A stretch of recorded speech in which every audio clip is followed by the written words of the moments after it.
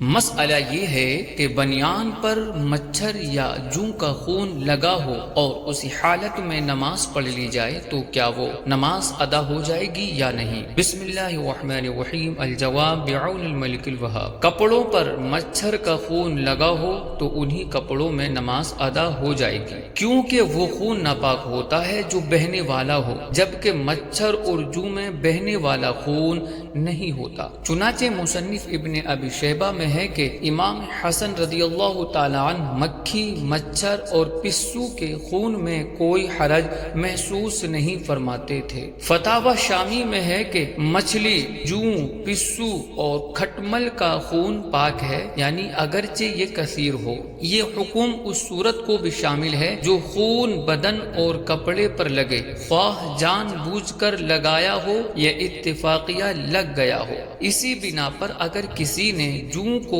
اپنے کپڑے پر مارا تو وہ خون معاف ہے، اس کی پوری بحث حلیہ میں مذکور ہے، اور اگر جوں کو زیتون کے تیل وغیرہ میں ڈال دیا تو وہ ناپاک نہیں ہوگا۔ اس کی وجہ کتاب الطہارہ میں گزر چکی ہے کہ ایسے جاندار کی موت جس میں بہتا خون نہ ہو برتن کو ناپاک نہیں کرتی۔ فتاوی عالمگیری میں ہے کہ کھٹمل، پسو، جوں اور کتان یعنی سرخ رنگ کا ایک کیڑا جو شدید کاٹتا ہے، اس کا خون پاک ہے اگرچہ کثیر مقدار میں ہو، جیسا کہ سراج الوہاج میں مذکور ہے۔ بہار شریعت میں ہے کہ مچھلی اور پانی کے دیگر جانوروں اور کھٹمل اور مچھر کا خون اور خچر اور گدھے کا لعاب اور پسینہ یہ پاک ہے۔ واللہ اعلم تبارک و تعالی ورسولہ اعلم صلی اللہ علیہ وسلم۔